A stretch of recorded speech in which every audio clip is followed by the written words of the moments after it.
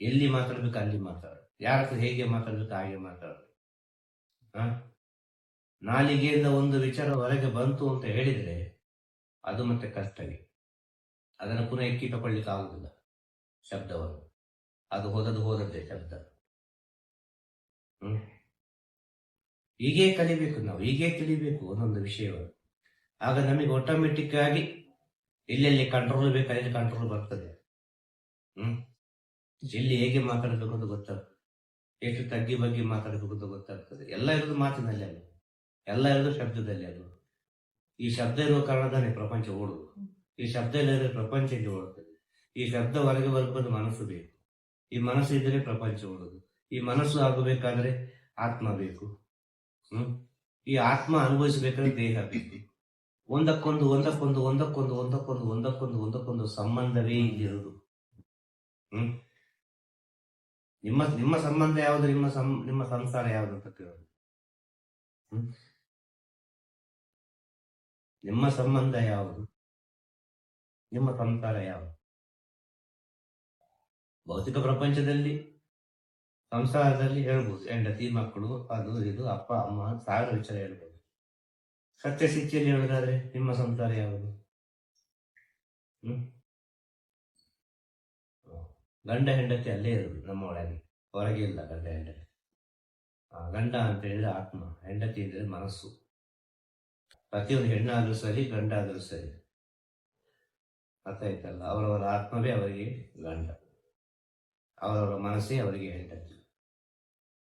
ಈ ಗಂಡ ಹೆಂಡತಿಗೆ ಹುಟ್ಟಿದ್ದು 5 ಮಕ್ಕಳು, ಈ ಪಂಚೇಂದ್ರಿಯ. ಈ 5 ಮಕ್ಕಳು ವೆರಿ ಡಿಫ್ರೆಂಟ್. ಇವರು ಮಹಾಕಳ್ರು, ಏನ್ ಬೇಕಾದ್ರೂ ಮಾಡ್ತಾರೆ. ಹುಟ್ಟಿದ ಮಕ್ಕಳು ಯಾರನ್ನು ಎಲ್ಲಿ ಹೇಗೆ ಎಂಥದ್ದು ಬೇಕಾದ್ರೂ ಮಾಡಿಬಿಡ್ತಾರೆ. ಈ 5 ಮಕ್ಕಳು ಚೆನ್ನಾಗಿದ್ರೆ ಲೋಕಕ್ಕೆ ಗೊತ್ತಾಗ್ತದೆ. ಈ 5 ಮಕ್ಕಳು ಚೆನ್ನಾಗಿಲ್ಲ ಇದ್ರೆ ಲೋಕಕ್ಕೆ ಏನು ಗೊತ್ತಾಗುದ್ರೆ ನಾವು ಬಂದದಕ್ಕೆ ಅರ್ಥವೂ ಇರುವುದಿಲ್ಲ. ಇದು ನಿಜವಾದ ಸಂಸಾರ. ಹೇಳೋದಾಯ್ತಾ? ಈ ಪಂಚೇಂದ್ರಿಯಗಳು ಸರಿ ಇದ್ರೆ ನಮ್ಮ ಒಳಗಿರುವ ಎಲ್ಲಾ ವಿಚಾರಗಳು ಸರಿ ಇರ್ತದೆ. ಪಂಚೇಂದ್ರಿಯದಿಂದ ಪ್ರಪಂಚ, ಆದ ಕಾರಣ ಪ್ರಪಂಚ ಗುಂಡಾಕಾರದಲ್ಲಿ ಉಂಟು ಅಂತೇಳಿ. ಈ ಪಂಚೇಂದ್ರಿಯ ಇರುವುದು ಎಲ್ಲಿ? ಮನುಷ್ಯನ ದೇಹದಲ್ಲಿ ಪಂಚೇಂದ್ರಿಯ ಅಲ್ವಾ? ಶಿರಸ್ಸಲ್ಲಿ ಕಣ್ಣು, ಕಿವಿ, ಮೂಗು, ನಾಲಿಗೆ, ಚರ್ಮ ಎಲ್ಲ ಕಾಣ್ತದೆ. ಆಗ ಶಿರಸ್ಸು ಒಂದು ಪ್ರಪಂಚ, ಎರಡು ಒಂದೇ ರೀತಿಯಲ್ಲ. ಈ ಶಿರಸ್ಸು ಮತ್ತು ಪ್ರಪಂಚ ಒಂದೇ ರೀತಿಯಲ್ಲಿ. ಆಗ ಮನುಷ್ಯನ ದೇಹಕ್ಕೆ ಮುಖ್ಯವಾದ ವಿಚಾರ ಯಾವುದು? ಶಿರಸ್ಸು. ಶಿರಸ್ಸೇ ಪ್ರಧಾನ. ಆ ಶಿರಸ್ಸಿನಲ್ಲಿ ಎಲ್ಲಾ ವಿಚಾರಗಳು ಇರುವುದು. ಇದನ್ನು ನಾವು ಸ್ವಲ್ಪ ಅರ್ಥ ಮಾಡಿಕೊಂಡ್ರೆ ಸಾಕು. ಎಲ್ಲ ಮುಂದೆ ಕೊಟ್ಟ, ಹಿಂದೆ ಕೊಟ್ಟಿಲ್ಲ ಯಾವುದು ಕೂಡ. ಎಲ್ಲ ಮುಂದೆ ಹೋಗು ಅಂತ ಹೇಳಿ ಕೊಟ್ಟವಂತು ಹಿಂದೆ ಬಾ ಅಂತ ಹೇಳಿಲ್ಲ. ಮುಂದೆ ಹೋಗಿ ಪುನಃ ಯೂಟರ್ನ್ ನೋಡಿದ್ರೆ ಅಲ್ಲಿಗೆ ನಾವು ಬರುದು. ಅರ್ಥ ಆಯ್ತಲ್ವ? ಕಾಲಚಕ್ರ ಅಂದ್ರೆ ಒಂದು ಕಡೆಯಿಂದ ಪ್ರಯಾಣ ಮಾಡಿದ್ರೆ ಈಗ ಒಂದು ರೌಂಡ್ ಬಂದು ಅಲ್ಲಿ ನಿಲ್ತೇವೆ. ಆದ್ರೆ ಈಗ ನಾವು ರೌಂಡ್ ಮುಂದೆ ಹೋದಾಗೆ ಹಿಂದೆ ವಿಚಾರ ಚೇಂಜ್ ಆಗ್ತಾನೆ ಹೋಗ್ತದೆ. ಪುನಃ ನಾವು ಅದೇ ಸ್ಥಿತಿಗೆ ಬಂದು ನಿಲ್ಲುವಾಗ ಹಿಂದಿನ ಅನುಭವ ಸಿಗುವುದಿಲ್ಲ. ಅದು ನಮ್ಮ ಹಿಂದೆ ಹೋಯ್ತು, ನಾವು ಮುಂದೆ ಹೋಗ್ತಾ ಇದ್ದೇವೆ. ಹೇಳೋದರ್ಥ ಆಗ್ತದ? ಹಿಂದಿನ ಅನುಭವವನ್ನು ತಿಳಿದು, ಹಿಂದಿನ ಸತ್ಯವನ್ನು ತಿಳಿದು, ಹಿಂದಿನ ಕೈ ಘಟನೆಯನ್ನು ತಿಳಿದು, ಹಿಂದೆ ಆದ ಪಾಠಗಳನ್ನೆಲ್ಲ ತಿಳಿದು ಮುಂದೆ ಒಂದೊಂದು ಹೆಜ್ಜೆಯನ್ನು ಇಡ್ತಾ ಹೋಗಬೇಕು. ಇದು ಎಲ್ಲರಿಗೂ ತಿಳಿದಂತ ವಿಚಾರ. ಇಷ್ಟು ಮಾಡಿದ್ರೆ ಸಾಕು. ಮುಂದೆ ಏನಾಗ್ತದೆ ಅಂತ ಬೇಡ. ಹಿಂದೆ ಬೇಕಾದಷ್ಟು ಪಾಠ ಆಗಿದೆ. ಅವರವರ ಜೀವನದಲ್ಲಿ ಅವರವರಿಗೆ ಏನೇನು ಪಾಠ ಬೇಕು ಎಲ್ಲಾ ಪಾಠವನ್ನು ಮಾಡಿಕೊಂಡಿದ್ದಾರೆ. ಅವಮಾನವನ್ನು, ತೆಗಳಿಕೆಯನ್ನು, ಇನ್ನು ಪ್ರೀತಿಯನ್ನು, ಇನ್ನು ಸಂಶಯವನ್ನು, ಇನ್ನು ಸಾವಿರ ರೀತಿಯ ಪಟ್ಟವನ್ನು ಪ್ರತಿಯೊಬ್ಬ ಮನುಷ್ಯನಾದ ಇದನ್ನೆಲ್ಲ ಅನುಭವಿಸಿ ಆಗಬೇಕು ಅಂತ. ಇಲ್ಲಿ ಎಲ್ಲರೂ ಎಂಥದ್ದು ಪ್ಯೂರ್ ಆಗಿ ಜೀವನ ಮಾಡಿದವರಿಲ್ಲ. 100 ಎಂತ ಹೇಳುದು, ಅಷ್ಟು ಪ್ಯೂರ್ ಅಂತ ಹೇಳಿ ಜೀವನ ಮಾಡಿದವರು ಇಲ್ಲಿ ಯಾರೂ ಇಲ್ಲ. ಎಲ್ಲೋ ಒಂದು ಕಡೆ ತಪ್ಪು ಇದ್ದೇ ಇರ್ತದೆ. ಕೆಲವು ತಪ್ಪುಗಳು ಕಣ್ಣಿಗೆ ಕಾಣ್ತವೆ, ಕೆಲವು ತಪ್ಪುಗಳು ಕಣ್ಣಿಗೆ ಕಾಣುತ್ತವೆ. ಈ ಕಂಡ್ರು ಕಾಣದಿದ್ರು ಅವನವನಿಗೆ ಏನು ಅಂತೇಳಿ ಗೊತ್ತಿರ್ತದೆ. ಇದು ಸತ್ಯ ಅಲ್ವಾ?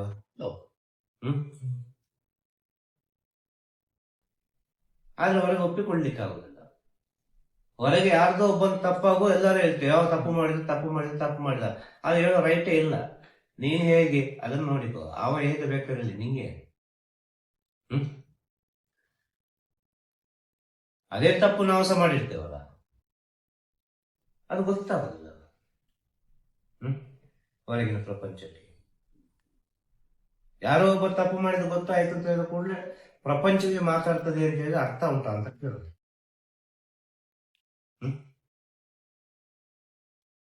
ಒಬ್ಬನ ವೈಯಕ್ತಿಕ ಜೀವನದಲ್ಲಿ ಯಾರು ತಲೆ ಹಾಕುವಾಗಿಲ್ಲ ಅಂತ. ಒಬ್ಬನ ವೈಯಕ್ತಿಕ ಜೀವನದಲ್ಲಿ ಯಾರು ತಲೆ ಹಾಕುವಾಗಿಲ್ಲ. ಅದು ಅವನ ವೈಯಕ್ತಿಕ ಪರ್ಸನಲ್. ಗಂಡ ಹೆಂಡತಿ ಅದು ಅವರವರ ವೈಯಕ್ತಿಕ ಜೀವನದಲ್ಲಿ ತಲೆ ಹಾಕುವಾಗಿಲ್ಲ. ಬೇಡ, ಅದು ಅನೇಕ ಸಮಸ್ಯೆ ಅಂತ. ಸೊ ನಮ್ಮ ಹತ್ರ ಹೇಗಿದ್ದಾರೆ, ಚೆನ್ನಾಗಿದ್ದಾರೆ ಸಾಕು, ಹೋಗಿಲ್ಲ.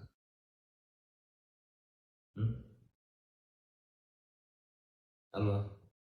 ಈಗ ಇಬ್ಬರು ಫ್ರೆಂಡ್ಸ್ ಹೋಗ್ತಾ ಇರ್ತಾರೆ, ಅಲ್ಲಿ ಯಾರೋ ಒಬ್ಬ ಇರ್ತಾನೆ, ಏನೊಂದು ಕೆಟ್ಟದ್ದು ಮಾಡಿ ಏನೊಂದು ಮಾಡಿರ್ತಾನೆ ಅಂತ ಇಟ್ಕೊಂಡು. ಒಬ್ಬ ಹೇಳ್ತಾರೆ, ಬೇಡಪ್ಪ ಅವರ ಸಾವತ್ರ ಬೇಡ, ಸರಿ ಇಲ್ಲ ಅಂತ ಹೇಳ್ತಾರೆ, ಅವರೊಟ್ಟಿಗೆ ಸೇರಬಾರದು ಅಂತೇಳಿ. ಅವ ಹೇಗೆ ಹೇಳುದು ಅವರ ಸಾವತ್ರ ಸರಿ ಇಲ್ಲ ಅಂತ ಹೇಳಿ? ಇವ ಅನ್ಭವಿಸಿದ್ದ, ಇವನಿಗೆ ತೊಂದರೆ ಆಯ್ತಾ? ಅದು ಇವನಿಗೆ ಮಾತ್ರ ತೊಂದರೆ ಆಯ್ತು. ಇವನಿಗೆ ತೊಂದರೆ ಮಾಡಿದಂದ್ರೆ ಇನ್ನೊಬ್ಬನಿಗೆ ತೊಂದರೆ ಮಾಡ್ಬೇಕಾದ ಅವಶ್ಯಕತೆ ಇಲ್ಲ. ಅದು ಅವನ ಕರ್ಮಕ್ಕೆ ತಕ್ಕವಾಗಿ ನಡೆಯುವುದಲ್ವ, ಅವನ ಋಣಕ್ಕೆ ತಕ್ಕವಾಗಿ ನಡೆಯುವುದಲ್ವ. ಈ ಸತ್ಯವನ್ನು ತಿಳಿಯದೆ ಏನೆಲ್ಲ ಮಾತಾಡಿದರೆ ಅದು ಎಲ್ಲಿ ಹೋಗಿ ಸೇರ್ತದೆ? ಪುನಃ ಪಾಪದ ಗಂಟಾಗಿ ನಿಲ್ತದೆ. ಪಾಪದ ಗಂಟಲ್ಲಿ ಬಿಡಿಸುದು. ನಮ್ಮ ಹಿಂದೆ ಬರ್ತಾ ಉಂಟು ನೆರಳು. ಆ ನೆರಳಿನಲ್ಲಿ ಎರಡು ಉಂಟು, ಪಾಪವು ಪುಣ್ಯ.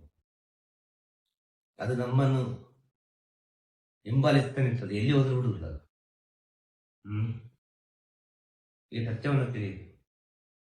ನಮ್ಮ ಬೆನ್ನು ನಮಗೆ ಕಾಣುವುದು, ನಮ್ಮ ಬೆನ್ನನ್ನು ಇನ್ನೊಬ್ಬ ನೋಡಿ ಹೇಳ್ಬೇಕು. ಅಲ್ವಾ? ಎಲ್ಲ ಒಂದು ಕನ್ನಡಿ ಇರಬೇಕು, ತಿರುಗಿ ನೋಡುದು ಕನ್ನಡಿ.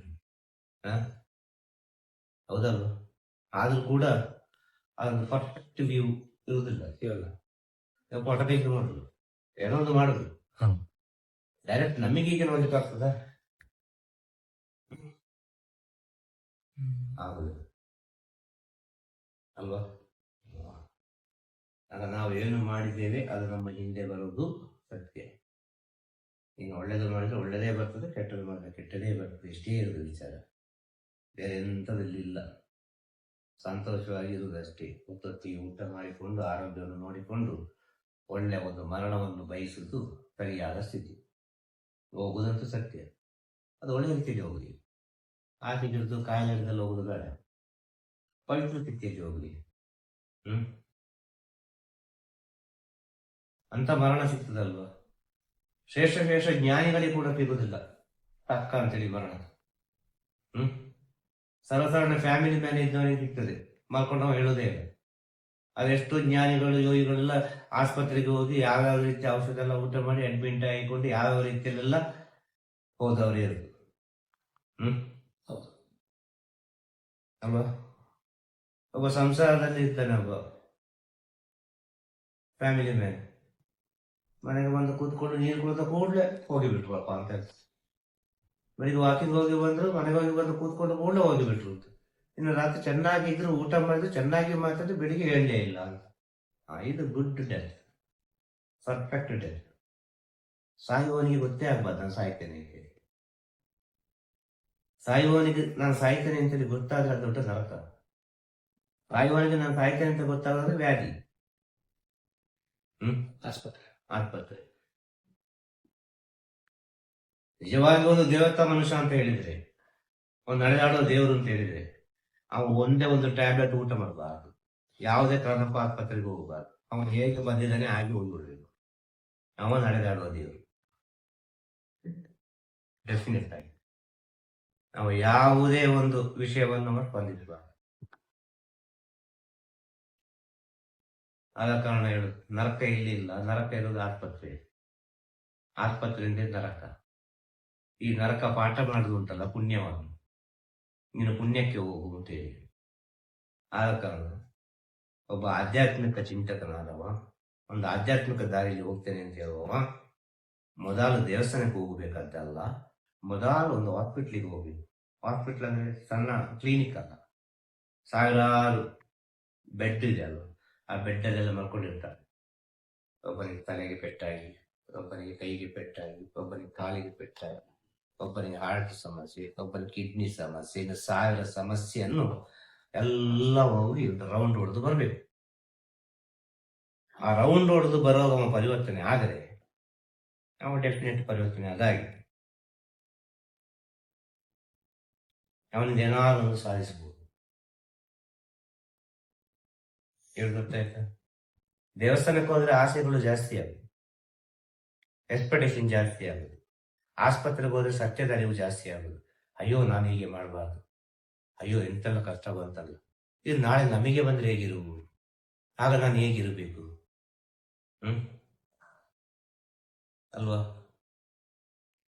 ಇದನ್ನು ನಾವು ಸ್ವಲ್ಪ ಸೂಕ್ಷ್ಮವಾಗಿ ಅರ್ಥ ಮಾಡಿಕೊಳ್ಬೇಕು. ನಿಜವಾಗಿ ಆಧ್ಯಾತ್ಮಿಕ ಚಿಂತಕರು ಅಂತ ಹೇಳಿದ್ರೆ, ಆಧ್ಯಾತ್ಮಿಕ ಸಾಧನೆಯಲ್ಲಿ ಹೋಗ್ತೇನೆ ಅಂತ ಹೇಳಿದ್ರೆ, ಅವ್ರು ಹೋಗ್ಬೇಕಾದೊಂದು ಆಸ್ಪತ್ರೆ, ಅವ್ರು ಹೋಗ್ಬೇಕಾದೊಂದು ಸ್ಮಶಾನ.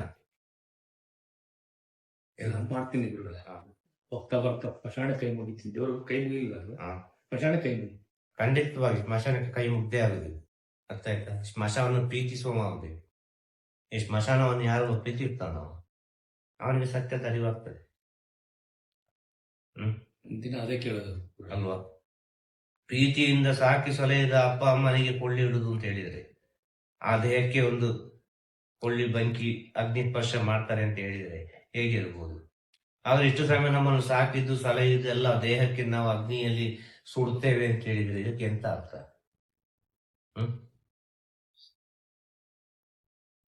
ಅಲ್ಲಿ ಏನಿಲ್ಲ ಅಂತ ಆಯ್ತಲ್ಲ ಆ ದೇಹದಲ್ಲಿ. ಆ ದೇಹದಲ್ಲಿ ಇದ್ದದ್ದು ಹೋಯ್ತಲ್ಲ, ಎಲ್ಲ ಉಂಟು ಅಲ್ಲಿ. ಆದ್ರೆ ಏನೋ ಒಂದು ಇಲ್ಲ, ಏನೋ ಒಂದು ಇಲ್ಲ, ಅದು ನಮ್ಗೆ ಬೇಡ, ಅದು ಬೇಡ. ಈಗೊಂದು ಗುರುಗಳು ಇರ್ತಾರೆ, ಅರ್ಥ ಆಯ್ತಾ? ಯಾವುದೋ ಒಂದು ರೀತಿಯಲ್ಲಿ ಗುರುಗಳು ಇರ್ತಾರೆ, ಅಲ್ಲೆಲ್ಲ ಏನೋ ನಡೀತಾ ಇರ್ತದೆ, ಒಂದು ಆಶ್ರಮವೋ ಅಲ್ಲ ಕುಟೀರವೋ ಏನೋ ಒಂದು ನಡೀತಾ ಇರ್ತದೆ, ಎಲ್ಲವೂ ಚೆನ್ನಾಗಿ ನಡೀತಾ ಇರ್ತದೆ. ಒಂದು ದಿನ ಅಲ್ಲಿ ಗುರುಗಳಿಲ್ಲ, ಒಂದು ಶಿವೈಕ್ಯ ಆಗಲಿ, ಅರ್ಥ ಆಯ್ತಾ? ಒಂದು ಸಮಾಧಿ ಆಗಿಬಿಟ್ರು, ಆಶ್ರಮ ಇರ್ತದೆ, ಆಶ್ರಮದಲ್ಲಿ ಬೇಕಾದ ವ್ಯವಸ್ಥೆಗಳು ಇರ್ತದೆ, ಹೊತ್ತೊತ್ತಿಗೆ ಅನ್ನದಾನ ಆಗ್ತದೆ, ಬಂದವರಿಗೆಲ್ಲ ದಾನ ಧರ್ಮಗಳಾಗ್ತದೆ, ಎಲ್ಲವೂ ಉಂಟು, ಯಾವುದಕ್ಕೂ ಕಡಿಮೆ ಇಲ್ಲ. ಆದ್ರೆ ಅಲ್ಲಿಗೆ ಹೋಗ್ಲಿಕ್ಕೆ ಮನಸ್ಸಾಗುದು. ಕಾರಣ ಏನು ಗೊತ್ತುಂಟು? ಎಲ್ಲವೂ ಉಂಟು, ಒಂದು ಇಲ್ಲ. ಆ ಒಂದು ಇಲ್ಲ ಯಾವುದು? ಆ ಶಕ್ತಿ ಇಲ್ಲ. ಆಗ ಗೊತ್ತಾಗುದು ಅದು ವ್ಯಕ್ತಿ ಅಲ್ಲ, ಅದು ಶಕ್ತಿ ಅಂತೇಳಿ. ಅಲ್ಲಿವರೆಗೆ ಗೊತ್ತಾಗುದು ಅದು ವ್ಯಕ್ತಿಯಾಗಿಯೇ ಕಾಣುದು, ಅದು ಇಲ್ಲದೆ ಆಗ್ಲಿ ಅಲ್ವಾ? ಈ ದೇಹದಲ್ಲಿ ಆತ್ಮ ಇಲ್ಲದಿದ್ದರೆ ಅದು ಏನಂತ ಕರೆಯುವುದು? ಅದನ್ನು ಅಪ್ಪ ಅಂತ ಕರೆಯುದ, ಅಲ್ಲ ಅಮ್ಮ ಅಂತ ಕರೆಯುದ, ಅಲ್ಲ ಎಂತ ಅಂತ ಕರೆಯುದು? ಹೆಣ ಅಂತಾನೆ ಕರೆಯುದು ಅಲ್ಲ, ಡೆಡ್ ಬಾಡಿ ಅಂತ ಹೇಳುದು. ತಕೊಂಡೋಗಿ ಬಾಡಿ ಅಂತ ಹೇಳ್ತಾರೆ ಲಾಟ್ರಿಗೆ. ಎಷ್ಟು ಬೇಜಾರಾಗಬೇಕಲ್ಲ, ಎಷ್ಟು ದುಃಖ ಆಗ್ಬಿಡ್ತಲ್ಲ.